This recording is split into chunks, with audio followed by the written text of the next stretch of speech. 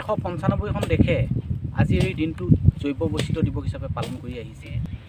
পৃথিৱীত এতিয়ালৈকে যিকেইটা কল্প হৈছে, যি 6টা কল্প, প্ৰথম কেইটা হৈছিলে মানে প্ৰাকৃতিকভাৱে যিকেইটা আপোনাৰ প্ৰাকৃতিকভাৱে হৈছে, কিন্তু পিছৰ পৰৱৰ্তী সময়ত যিটো আপোনাৰ পঞ্চম কল্পটো আপোনাৰ উল্কাপিণ্ডৰ কাৰণে হৈছিল।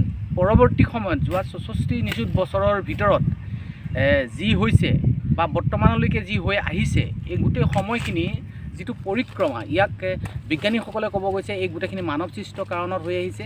মানুহে প্ৰাকৃতিক যিবোৰ য'ত যি থাকিব লাগে সেইবোৰ নেচাৰেলভাৱে থকাৰ বিপৰীতে মানুহে নিজেই কিছু সাল সলনি কৰিব বিচৰা হৈছে। যিবোৰ অৰণ্য অঞ্চল, সেই অৰণ্য অঞ্চলবোৰ দিনক দিনে ধ্বংস কৰা হৈছে।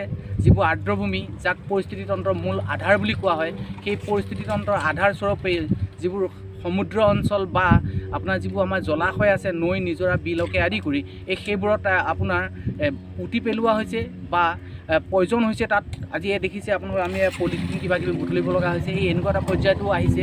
ইয়াৰ কাৰণে বিষক্ৰিয়া হোৱাৰ বাবে বহু জীৱ জন্তু পৃথিৱীৰ পৰা নাশ হৈ গৈ আছে। প্ৰতি বছৰে নিযুত হাজাৰ যথেষ্ট বস্তু মানে প্ৰকৃতিৰ পৰা জীৱ জন্তু নাইকিয়া হৈ আহিছে।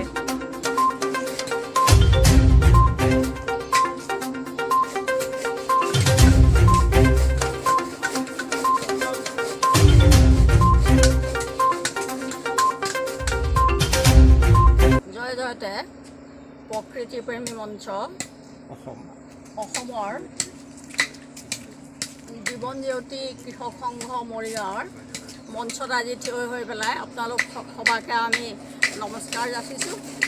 আজি ভাল লাগিছে সঁচাই। আজি এই বিশেষ দিনটো, অৰ্থাৎ যিটো দিনৰ নামকৰণ কৰা হৈছে জীৱ বৈচিত্ৰ্যৰ দিৱস, এই দিৱসত আমি হঠাতে আপোনালোকৰ লগ পাই ভাল লাগিছে। আপোনালোকৰ কৰ্ম উদ্যম দেখি পেলাই। আজিৰ এই দিনত যিটো নেকি মহাজাগতিকৰ দিন বুলিব পাৰি, সেই দিনত সকলো মানুহৰে অন্তৰত প্ৰকৃতিৰ প্ৰতি এটা নিৰ্দিষ্ট টান দেখিবলৈ পোৱা নাযায়। কিন্তু কিছু উদ্যমী লোক, যেনেকৈ এজন মহান লোকৰ কাৰণে পৃথিৱীখন চলি আছে, তেনেকৈ কিছু উদ্যমী লোকৰ অক্লান্ত পৰিশ্ৰমৰ বাবে আমাৰ প্ৰকৃতিয়েও সজীৱ প্ৰাণ পাই আছে।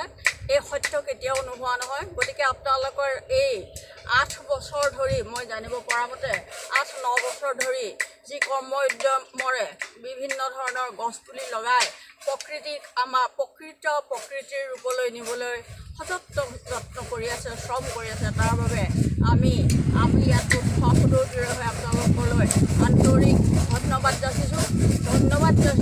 যাতে এই শ্ৰম সাৰ্থক হওক। আৰু এই তাৎক্ষণিকভাৱে কৈছোঁ, যদি কিবা কামত আহে, আমাকো যদি বিচাৰে, বিশেষ মুহূৰ্তত, বিশেষ দিনত হওক বা কোনোবা কৰ্মক্ষণত হওক, আমি আপোনালোকৰ আগত সহায় যাচিবৰ বাবে সদায় আমি সতৰ্কীকৰণ হৈ থাকিম, আন্তৰিকতা গ্ৰহণ কৰিম। আজি হঠাৎ আহি আপোনালোকৰ মাজত ইয়াত উপস্থিত হোৱাৰ বাবে আজি আমি সুদা হাতেৰে আহিছোঁ বুলিব পাৰিছোঁ। তথাপিতো অতি নিশ্চিতভাৱে মই টকা 500 আজি আপোনালোকৰ এই দিৱসটোৰ লগত সংগতি ৰাখি পেলাই আপোনালোকৰ ক্ষুদ্ৰ সহযোগ কৰিছোঁ বুলি মই আপোনালোকৰ ঘোষণা দিছোঁ। আৰু মই এতিয়া আপোনালোকলৈ টকা 500 আগবঢ়াইছোঁ।